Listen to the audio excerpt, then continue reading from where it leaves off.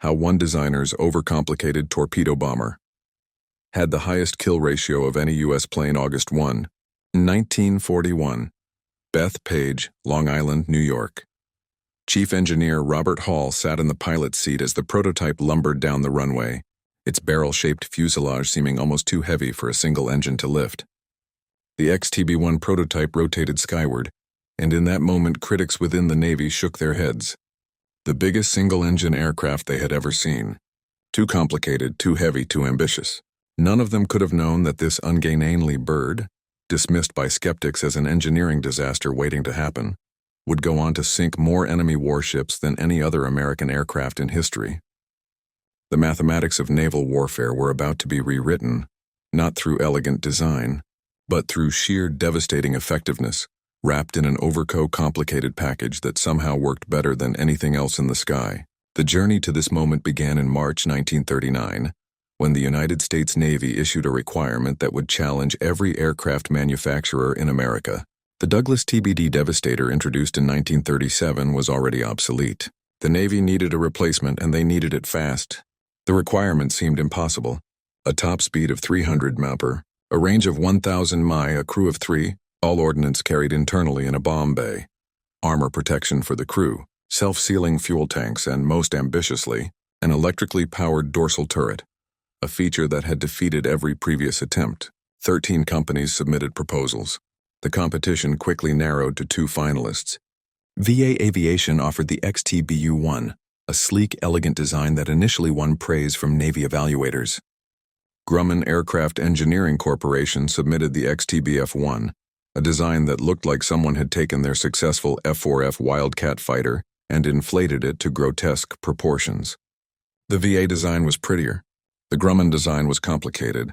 Fault got the initial contract, but VA was already drowning in orders for their F-4U Corsair fighter. They could not possibly deliver torpedo bombers in the time frame the Navy needed. The contract was transferred to Grumman, and Leroy Grumman's team found themselves with an impossible deadline to build an impossible aircraft. Robert Hall, the engineer in the trenches, stared at the mountain of requirements. Everything the Navy wanted required adding weight, complexity, and systems that had never been successfully integrated into a carrier aircraft. The internal bomb bay alone was a nightmare. Needed to be large enough to hold either a 22, 4 and Mark 13 torpedo weighing $2,000 lb, or 4 500 lb bombs or depth charges or mines. The bay doors needed to operate reliably in salt spray, high G maneuvers, and combat damage. The powered turret presented even greater challenges.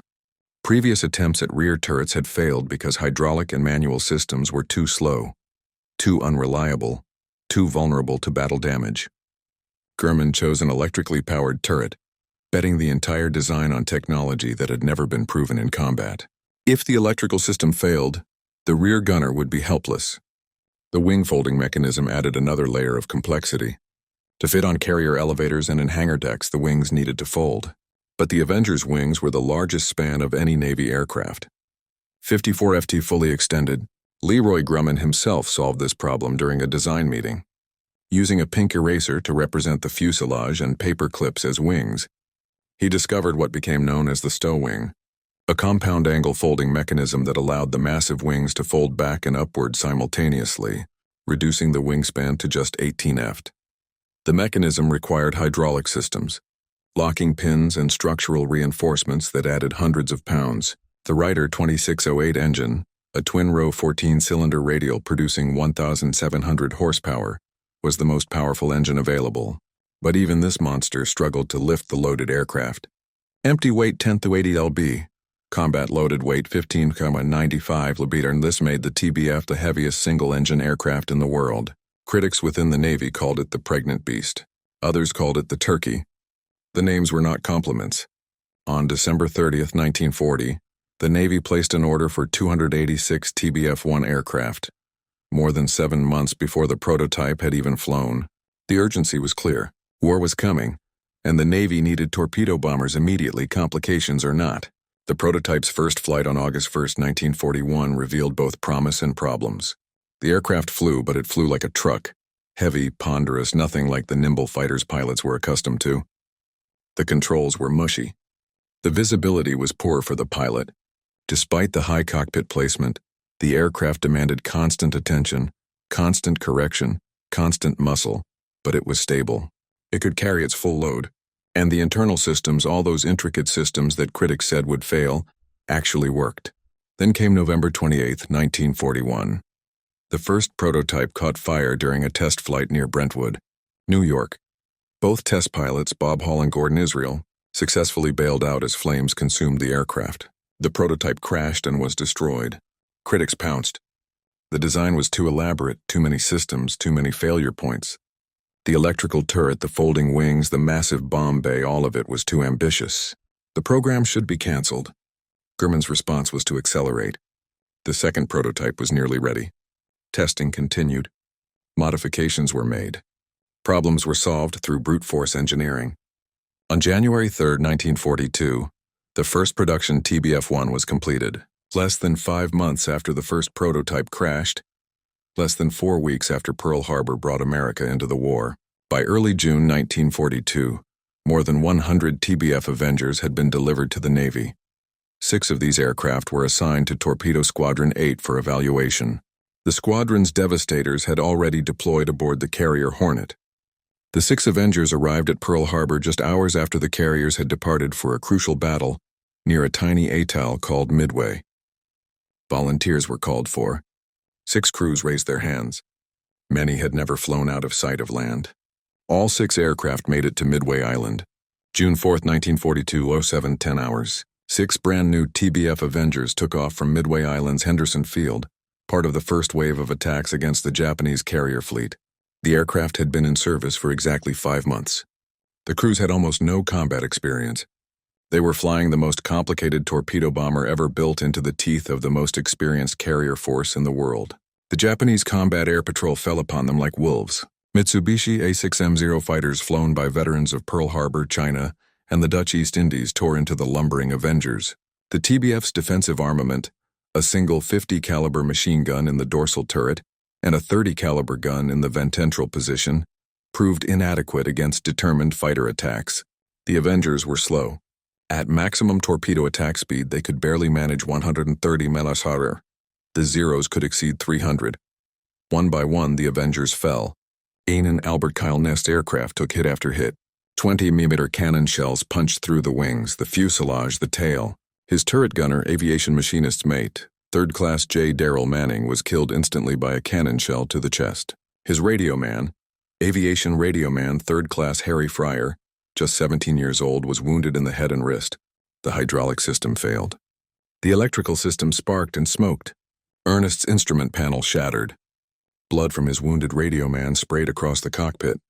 But the TBF kept flying. The massive radial engine, despite multiple hits, continued to produce power.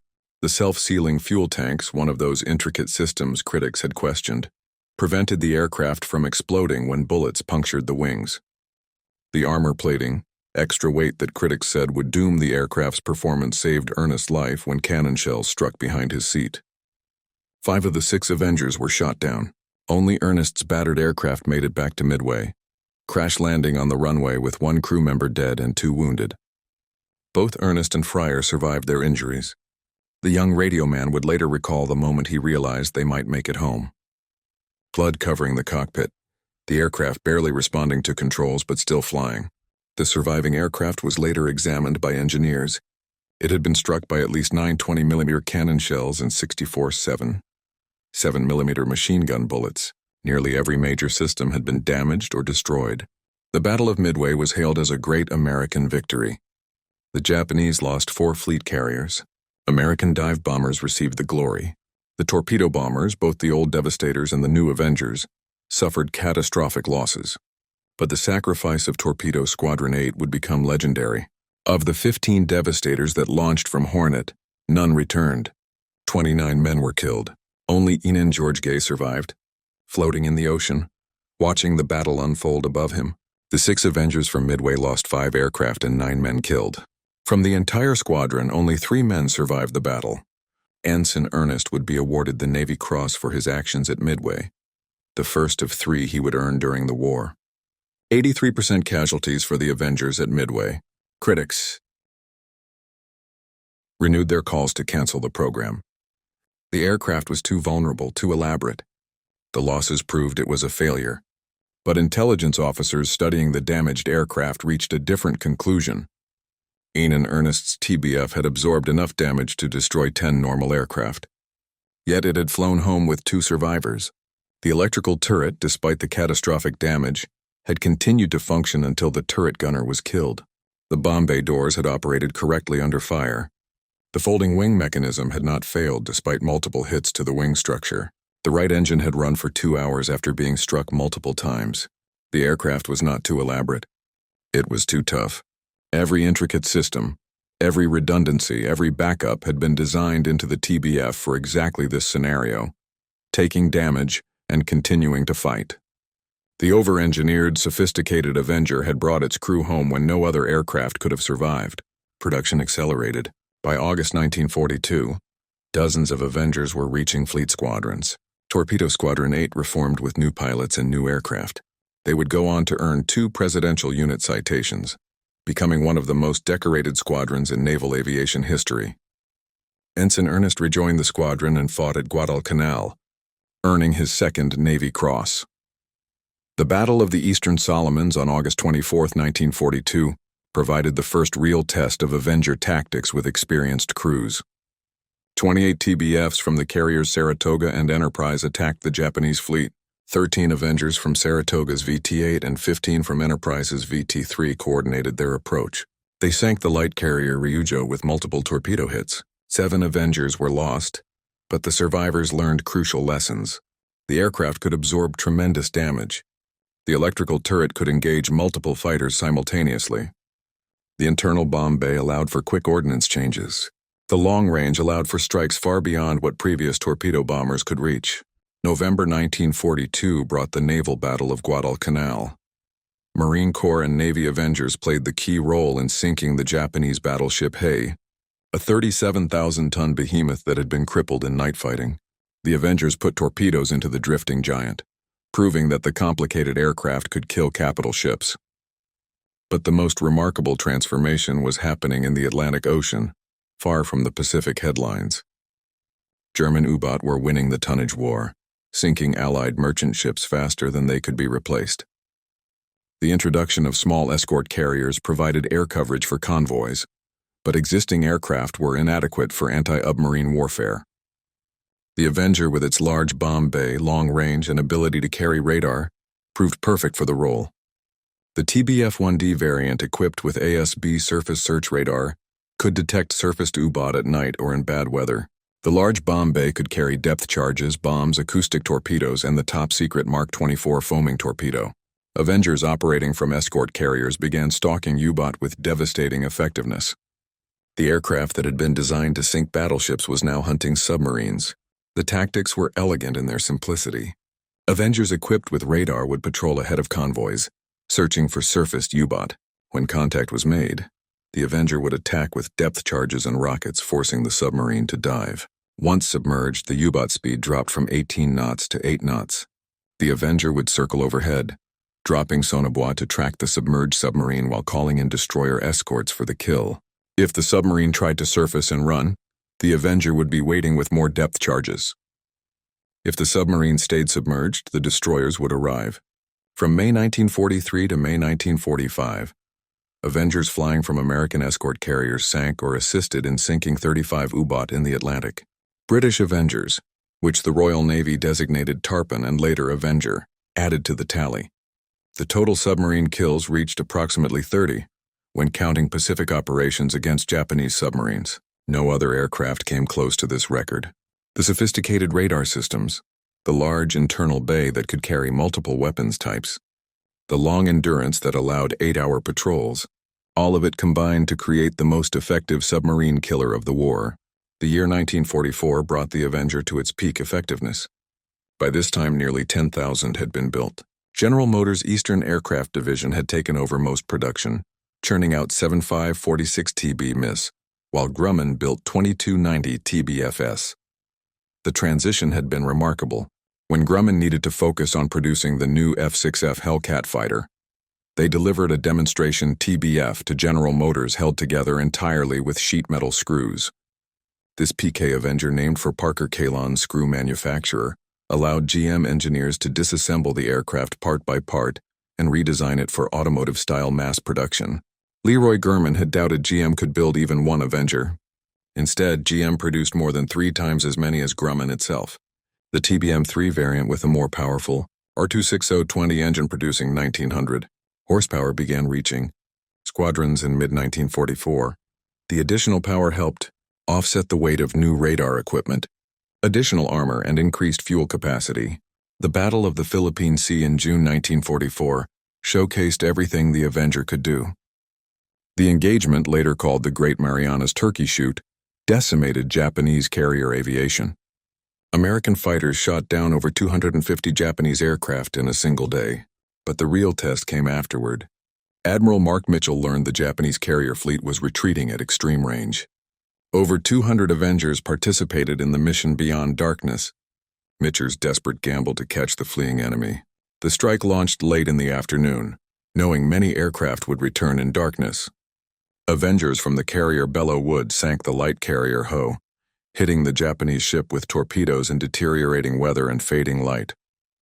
247 Japanese sailors died when Hio capsized. Many Avengers ran out of fuel on the return flight, ditching in the ocean or crashing on carrier decks in complete darkness. Mitchell ordered every ship in the fleet to turn on lights, breaking all blackout protocols to guide the aircraft home. 80 pilots and crew were lost, but the mission proved the Avenger could operate in conditions that would ground other bombers.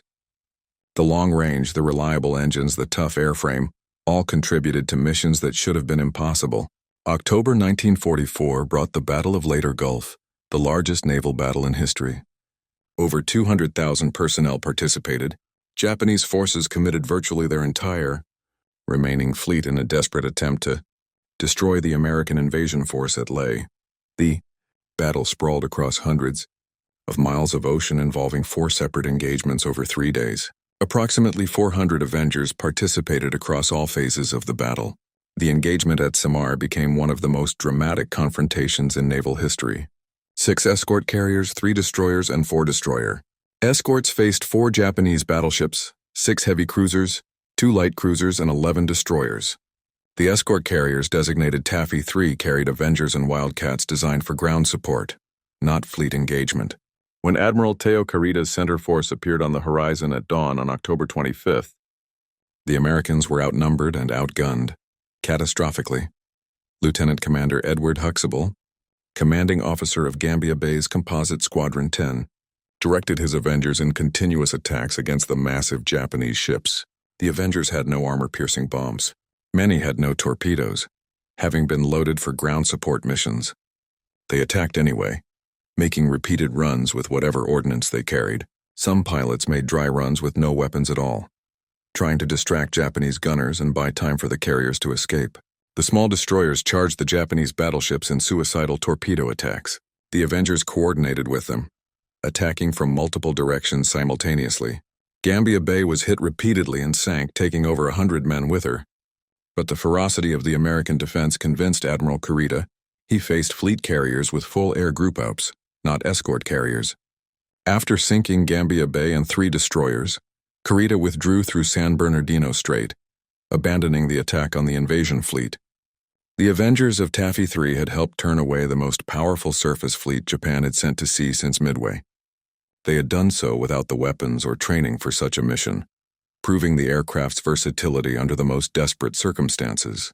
On October 24, 1944, the day before the summer engagement, waves of American aircraft attacked the super battleship Musashi as it tried to transit the Sibuan Sea. The Musashi was the largest battleship ever built, displacing over 72,000 tons, armed with 9 18-inch guns protected by armor up to 16 in thick. Japanese designers had declared the ship unsinkable. The attack began at 10:27 in the morning. 259 aircraft launched in 6 waves from 4 American carriers converged on the massive ship. Avengers scored torpedo hits from multiple directions. The exact number remains disputed, with estimates ranging from 10 to 19 torpedoes striking home. 10 hits to port and 9 to starboard represents one commonly cited figure, though Japanese sources report 11 total. Each torpedo carried 600 lb of Torpex explosive, far more powerful than standard TNT. Curtiss SB-2C Helldiver dive bombers added 17 bomb hits. Just after 7:30 in the evening, the Musashi capsized and sank, taking 123 of her crew with her. The largest battleship ever built had been killed by aircraft, and Avengers had delivered critical blows. 5 months later, on April 7, 1945, the Musashi's sister ship Yamato made her final sortie. Operation 10 Go was a suicide mission, sending the super battleship on a one-way trip to Okinawa with only enough fuel for the outbound voyage. American submarines spotted the task force and reported its position. Admiral Mitchell launched everything he had. 386 aircraft, including nearly 150 Avengers, swarmed the Japanese force. The attack began at 12:37 in the afternoon. The first wave of Avengers attacked from the port side, overwhelming the Yamato's anti-aircraft defenses. The second wave attacked from starboard. The third wave found the ship listing heavily but still afloat. The torpedo impacts continued. American sources report at least 11 torpedo hits, though the exact count from different aircraft types remains uncertain. The Yamato's massive armor designed to defeat battleship shells could not stop torpedoes hitting below the waterline. Internal compartments flooded. The list increased. At 2:23 in the afternoon, 2 hours and 46 minutes after the first attack, the Yamato exploded in a mushroom cloud visible for 60. And the casualties numbered between 2,500 and 3,100 crew members from a complement of approximately 3,000. The era of the battleship died with her. The Avengers had killed both Yamato-class super battleships.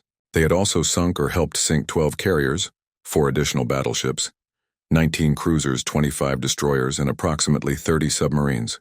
The total tonnage exceeded 1 million tons of enemy shipping. No other aircraft type came close to this record. The intricate torpedo bomber that critics had dismissed in 1941 had become the most effective ship killer in history. But the vast majority of Avenger missions were not dramatic torpedo attacks. By late 1944, Japanese surface ships rarely ventured from port. The Mark 13 torpedo, despite late war improvements, remained problematic, requiring slow, straight attack runs that exposed aircraft to intense anti-aircraft fire. Avengers increasingly shifted to conventional bombing, skip bombing, and rocket attacks. The large internal bay that could carry a single 2,000 lb torpedo could also carry 2,000 lb of bombs, rockets, or combinations of weapons. Avengers supported amphibious landings across the Pacific, dropping bombs and firing rockets against Japanese bunkers, artillery positions, and troop concentrations. The missions were unglamorous but essential. The aircraft's versatility extended beyond combat. The roomy interior could carry cargo, mail, and personnel. Avengers served as air ambulances, evacuating wounded from island airstrips. They flew reconnaissance missions, mapping enemy positions. They laid mines in Japanese harbors and coastal waters. They performed search and rescue, locating downed pilots. The Sophisticated, a design that seemed like a liability in 1941, proved to be the aircraft's greatest strength by 1945. The Avenger could do everything. One Avenger pilot who experienced the aircraft's toughness firsthand was Enan George Herbert Walker Bush. Born June 12, 1924, Bush enlisted in the Navy on his 18th birthday. June 12, 1942, the day he graduated from Phillips Academy. He became the youngest commissioned naval aviator at the time when he earned his wings. On June 9, 1943, at age 18, Bush was assigned to Torpedo Squadron 51 aboard the carrier San Jacinto. He flew 58 combat missions in Avengers, logging 1,228 flight hours and making 128 carrier landings. He participated in operations against Wake Island, the Marianas, the Bonin Islands, and the Philippines. On September 2, 1944, 19-year-old Bush was flying his TBM Avenger named Barbara after his fiancée from the carrier San Jacinto on a bombing mission against Japanese installations on Chichi. His crew consisted of Lieutenant Junior Grade William White, the ordnance officer, and radio man Second-Ass John Delaney. The target was a radio transmitter complex heavily defended by anti-aircraft guns. Bush's aircraft was hit by anti-aircraft fire over the target. The engine caught fire. Smoke filled the cockpit. Despite the fire, Bush pressed the attack and completed his bomb run, hitting the radio facility. As flames spread through the fuselage, Bush gave the order to bail out. He headed the burning aircraft out to sea, away from the island, to give his crew the best chance of rescue away from Japanese forces. Bush bailed out at approximately 2,000 ft. His parachute deployed successfully, but he hit his head on the tail stabilizer as he left the aircraft. He landed in the ocean, bleeding from a forehead wound. When he surfaced, he saw no sign of his two crew members. Neither White nor Delaney survived. Their parachutes failed to deploy properly. Bush inflated his life raft and paddled desperately away from Tsushima. Japanese boats came out from the island searching for him. He paddled for hours, growing weaker from his wound and exhaustion. Other American aircraft circled above, trying to protect him until rescue arrived. After 4 hours in the water, the submarine USS Finnbach surfaced nearby. Crewmen pulled the exhausted pilot aboard. Bush was the only survivor from his aircraft for his actions at Tsushima. Completing his bomb run despite his aircraft being on fire, Bush was awarded the Distinguished Flying Cross. He would complete his combat tour, then return stateside as a flight instructor. After the war, Bush would serve as a congressman, ambassador to the United Nations, director of the Central Intelligence Agency, vice president, and finally the 41st President of the United States. In 2009, the Navy commissioned the nuclear-powered aircraft carrier USS George H.W. Bush, designated CVN-77 in his honor. Bush flew 58 combat missions in Avengers, logging 1,228 flight hours and making 128 carrier landings. He experienced what thousands of other Avenger pilots learned. The aircraft was intricate, demanding, and unforgiving of mistakes. But when battle damage came, when enemy fire struck, when systems failed, the sophisticated design kept you alive. The redundancy, the over-engineering, the multiple backups, all of it worked together to bring crews home. The statistics tell the story that critics refuse to see. Nearly 10,000 Avengers delivered, over 46,000 combat sorties flown, total combat losses 729 aircraft. The loss rate 58% per sortie was among the lowest of any combat aircraft in the war. Anti-air aircraft fire accounted for 422 losses. Aerial combat accounted for just 47 losses. Operational accidents, mostly landing mishaps on carrier decks, accounted for 260. The elaborate systems that were supposed to fail rarely did. The aircraft that was too heavy to fight proved too tough to kill. Comparison with other torpedo bombers reveals the Avenger's dominance. The Japanese Nakajima B-5NK, which had devastated Pearl Harbor, was obsolete by 1943, lacking the speed, range, and defensive armament to survive against American fighters. The British Fairey Swordfish, despite its legendary status, was a fabric-covered biplane that survived only because it operated in environments where modern fighters were rare. The American Douglas TBD Devastator was slaughtered at Midway, Torpedo Squadron. 8 flying Devastators from Hornet lost all 15 aircraft and 29 crew members in their attack.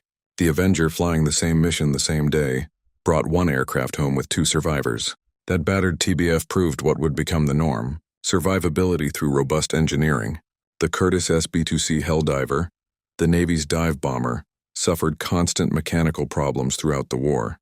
Pilots called it the Beast, and the name was not affectionate. The Helldiver's complexity led to failures. The Avenger's complexity led to redundancy. The difference was philosophy. Curtiss tried to make an elaborate aircraft that was barely good enough. Grumman made an elaborate aircraft that was far better than necessary, then made it even tougher. Post-war analysis revealed the deeper truth. The Avenger succeeded not despite its complexity, but because of it. Every intricate system served multiple purposes. The large bomb bay that added weight and complexity allowed the aircraft to carry torpedoes, bombs, depth charges, mines, radar equipment, acoustic torpedoes, reconnaissance cameras, auxiliary fuel, tanks, and cargo. No other aircraft had this flexibility.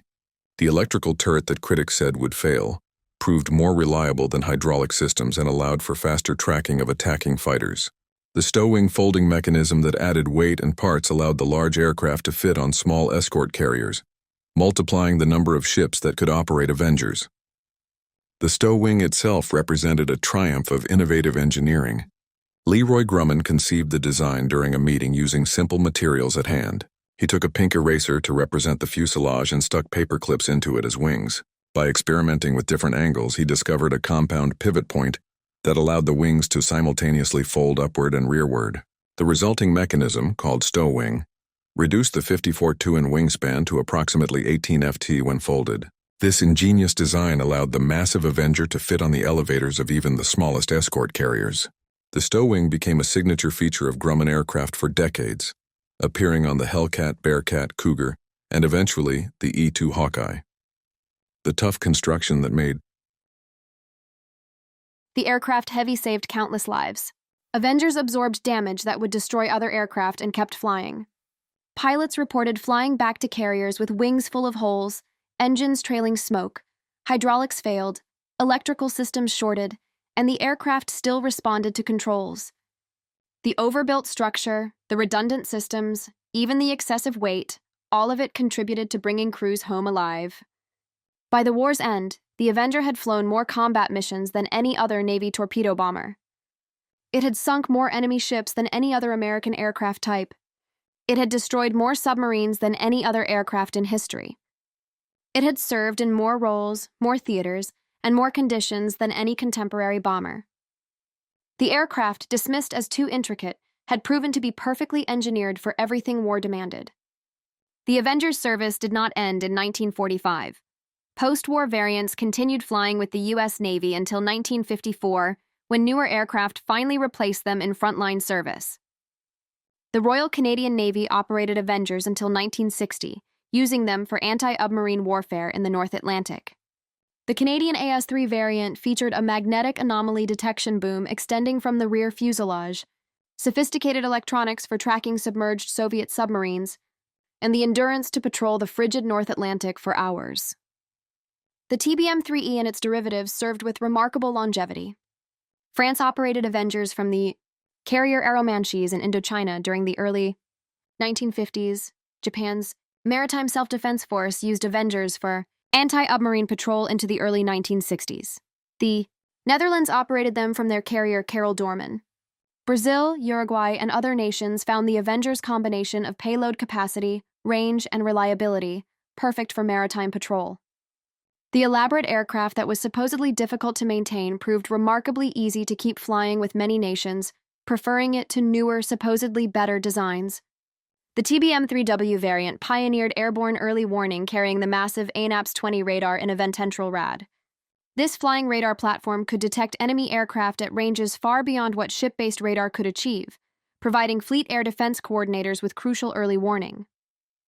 The TBM-3S specialized in anti-submarine warfare, carrying advanced sonoys, radar, and acoustic homing torpedoes. These variants proved so successful that Avengers remained in U.S. Navy service for 9 years after the war ended. An exceptional service life for a World War II design. The aircraft's final combat use came in 1951 during the Korean War. But contrary to legend, Avengers did not fly the last torpedo attack in history. That distinction belongs to the Douglas AD Sky Raider, the Avengers' successor. On May 1, 1951, 8 84 Sky Raiders from Attack Squadron 195 and Composite Squadron 35 launched from the carrier Princeton to strike the Hyeon Dam in North Korea. The dam controlled water flow to the Pukon River, and North Korean forces were using it strategically by releasing water to flood areas where UN forces were advancing, then stopping the flow to trap them in the exposed riverbed. The Sky Raiders carried Mark I 13 torpedoes, the same weapon the Avenger had carried throughout the war. 8 torpedoes were dropped. 7 hit the dam. 6 exploded, blasting holes in the concrete structure and crippling the dam for the rest of the war. This mission remains the last time in history that aerial torpedoes were used against a surface target. The era of the torpedo bomber ended where it had reached its peak with aircraft launching torpedoes against strategic targets. The Avenger had defined that era, setting standards that even its successor, the formidable Sky Raider, ultimately could not exceed. Modern analysis of the Avenger reveals design decisions far ahead of their time. The modular internal bay that could accept different weapons without modification anticipated modern multi-role fighters. The extensive use of electrical systems over hydraulics predicted jet-age designs. The emphasis on crew survivability over pure performance foreshadowed military aviation philosophy for the next 70 years. The integration of radar, radio, and electronic warfare equipment into a single airframe created the template for modern naval aviation. William Schwendler, Leroy Grumman, Robert Hall, and the engineering team at Grumman Aircraft had not just built an elaborate torpedo bomber. They had built the future of naval aviation wrapped in a barrel-shaped fuselage that critics called ugly. They had proven that survivability could be engineered into an aircraft through redundancy and robust construction. They had demonstrated that versatility mattered more than specialization. They had shown that crew comfort and capability enabled mission success more than raw performance numbers. The design philosophy that created the Avenger influenced American naval aviation for decades. The emphasis on bringing crews home alive became central to U.S. Navy aircraft design. The focus on multi-role capabilities shaped future requirements. The integration of advanced electronics and weapon systems established patterns that continue today. The Avenger was not just a successful World War II aircraft. It was a template for how to build combat aircraft that could adapt, survive, and accomplish diverse missions. The numbers speak for themselves. 12 aircraft carriers sunk or helped sink. 6 battleships, including the 2 largest ever built. 19 cruisers, 25 destroyers, approximately 30 submarines, over 500 merchant ships, 1 million tons of enemy shipping sent to the bottom, 729 aircraft lost out of nearly 10,000 built, 46,000 combat sorties, 58% loss rate, the highest kill ratio of any American aircraft in World War II, measuring ships sunk per aircraft lost. The designers who created this record never intended to build the most beautiful aircraft. They never tried to build the simplest aircraft. They built the most effective aircraft, and effectiveness required sophistication. Every system, every redundancy, every backup, every ounce of extra weight contributed to the mission. Critics who saw only complications missed the purpose behind every decision. This aircraft was not elaborate for the sake of complexity. It was sophisticated because war is unpredictable, and survival requires preparation for every contingency. The production achievement itself deserves recognition. 9,036 Avengers were built in just 3 years. At peak production, factories delivered over 200 aircraft per month. General Motors, a company that had never built a single airplane before the war, became the primary manufacturer through innovative production techniques. The transformation of automobile factories into aircraft plants, accomplished in months, demonstrated American industrial capacity at its peak. The same assembly line workers who had built Chevrolets now built torpedo bombers, working 3 shifts to meet Navy demands. The Avenger's operational versatility proved equally impressive. Beyond the famous torpedo attacks, Avengers flew more missions dropping conventional bombs than torpedoes. They pioneered night operations using radar to find and attack targets in complete darkness. They performed combat search and rescue, saving hundreds of downed pilots from the Pacific. They served as airborne ambulances, evacuating critically wounded personnel from island battles. They delivered supplies to isolated garrisons. They photographed enemy installations for intelligence analysis. They patrolled shipping lanes for submarines. They provided close air support for Marine infantry. No other single aircraft type performed such diverse missions successfully. The human cost of Avenger operations, while lower than other torpedo bomber types, remained significant. Approximately 730 crews were lost in combat, representing over 2,000 American lives. Many more were wounded. The aircraft could bring crews home through tremendous damage, but it could not make them invulnerable. The low loss rate meant more crews survived to complete their tours. More pilots returned to train new aviators. More experience was preserved and passed forward. The engineering decisions that prioritized survivability translated directly into lives saved. Individual acts of heroism by Avenger crews fill volumes of pre-naval history. Beyond the famous names, thousands of pilots, bombarders, radio men, and turret gunners flew into anti-aircraft fire and fighter attacks to deliver their weapons on target. They flew missions in typhoons and darkness at extreme range. Under impossible conditions, they pressed attacks against overwhelming defenses.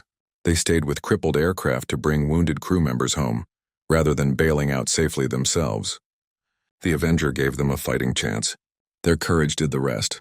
The torpedo bomber is gone now. Modern anti-ship missiles accomplish in minutes what required wings full of torpedo bombers in 1944. No nation operates torpedo bombers. The mission itself has been obsoleted by technology, but the lessons of the Avenger remain relevant across all domains of engineering and design. Over-engineering for survivability saves lives. Redundancy wins battles. Sophistication, when purposeful and well executed, creates capability. Versatility often matters more than specialization. The ability to absorb damage and continue functioning determines survival. These principles apply far beyond aviation.